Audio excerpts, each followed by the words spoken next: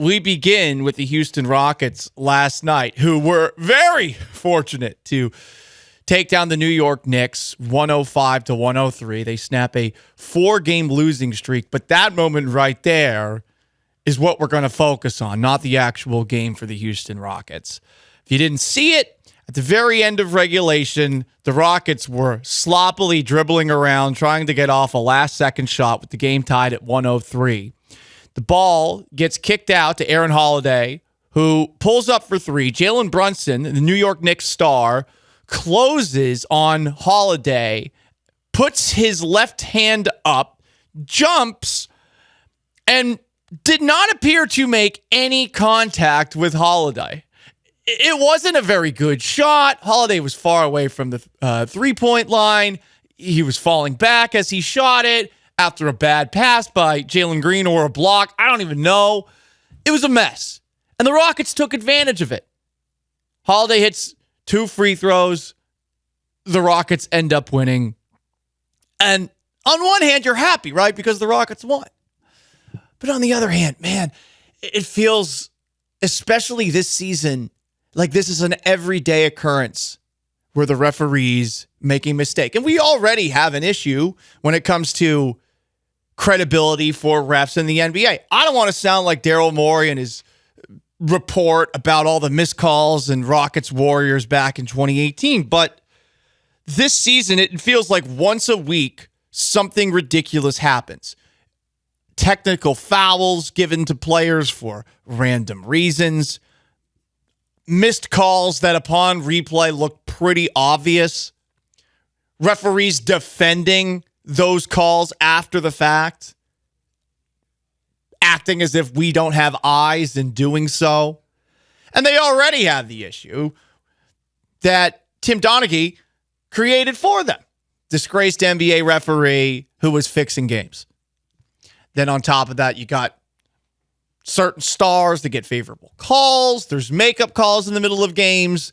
Certain players, say maybe Chris Paul going up against Scott Foster. Maybe there's a personal agenda that leads to less fair refereeing by refs in those games. So there's a problem for the league right now. And yet, they seem to be one of the most untouchable groups in American sports. NBA referees specifically. You never see them get fined. You never see them get suspended. Okay, maybe Donaghy gets blackballed, but if you fall on the sword the way that Ed Malloy fell on the sword after the game, the guy who was the referee for last night's Rockets-Knicks game, he said it was a mistake. After seeing it during post-game review, he said in a pool report, the offensive player was able to return to a normal playing position on the floor. The contact, which occurred after the release of the ball, therefore is incidental and marginal to the shot attempt and should not have been called. So, is this the reason that the Knicks lost? You could argue that there were some other reasons that they lost. But you specifically look at this moment, and when the referee even admits that they screwed up, how do you take him seriously, especially when you consider that this guy's not going to face any repercussions for this? He's not going to get fined. He's not going to get suspended. He'll still get the referee in the playoffs probably. And to make matters worse, okay, Malloy falls on the sword, but when Malloy falls on the sword, if you're the Knicks, you don't even get to complain about it. Now, after the game, the immediate moments after the game, you saw both Jalen Brunson and Tom Thibodeau for the Knicks losing their bleep. They were pissed. Rightfully so, at least for that specific moment right there. After the game, people tried to see what they were really thinking. Here is Jalen Brunson being asked about that missed call at the end of the game. Thoughts on that last play? Great call. Next question. What do you feel about your closeout on that play? It was a great call. Next question.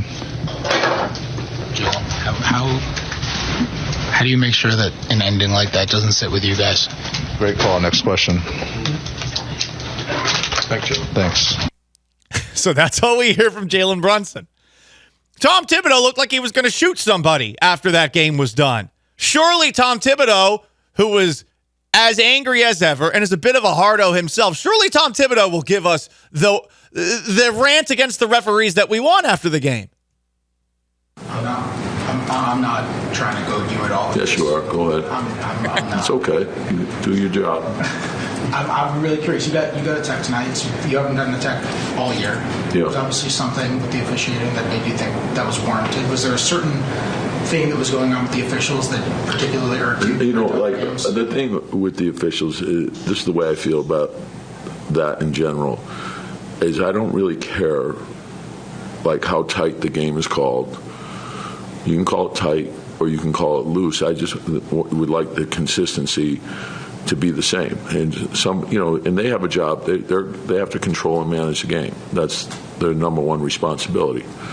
So they have to use their judgment. I have respect for that. So didn't go our way tonight. That's the most that those two can do to combat terrible refereeing. It's a problem. I don't think there's any defense for it. And that was not a foul. I know some people are looking after the fact and are saying, hey, well, Holiday and Brunson's legs made contact. Yeah, Holiday kicked his right leg out as Brunson was jumping to Holiday's left. So the only reason that contact was made was because Holiday was trying to create it after the shot had already gone up. This is something that used to drive me crazy with James Harden and also the overprotection that we see for players after Klay Thompson had was it Klay Thompson or was it Kawhi Leonard had someone step underneath him, Sean? All of a sudden, the landing zone fouls on three-point shots were overcalled, and some players took advantage of it. What was the original call that led to the... It was 2017 Western Conference Finals. It was Kawhi Leonard went up for a shot, and Zaza Pachulia.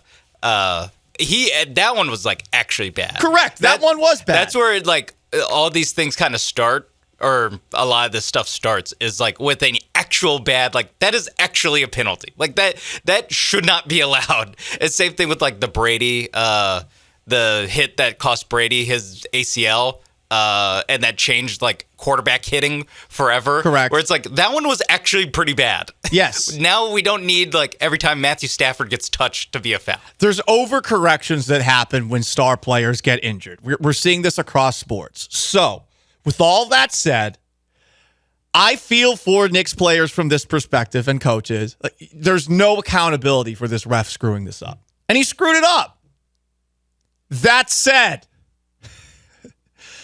what are the 101s of sports talk radio?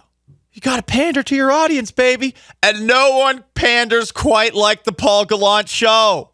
So, guess what, guys? It's time for another edition of The Ref Show. Most interactive sports talk show in Houston. Slopez69 commented on our Twitch. Paul, why are you siding with these babies? Play better and don't put the game in the ref's hands. Exactly right, Knicks. The Knicks were down 13 points at halftime. The Rockets have lost 4 in a row. Are the Rockets at 100% right now? Still not at 100%. I thought the Knicks were a good basketball team. Everyone's been kissing Jalen Brunson's ass over the last couple of months. Clearly not the kind of superstar that can avoid a call like that at the end of the game. And you know what? I'm cool with that. Jalen Brunson has not earned his superstar stripe, Sean. He hasn't gotten to that point yet. LeBron doesn't get called for that foul. No, and he shouldn't get called for that foul. And he shouldn't get called for that. Jalen Brunson, get those numbers up. Maybe win 2 playoff series. Then talk to me. Right, exactly. We get it. The Knicks play in New York, but they don't matter. They've never been good. They've sucked for their entire history. So, sorry, Jalen. Until you win a championship, you don't get any favorable calls. That's a foul on you. Yeah, 100%. And, as always, it's a really, really tough job. It's a tough job for these referees. And I will defend my clients here, but I will mainly just point to, hey, this call did not determine the game. Also, you could argue that the refereeing was bad either way.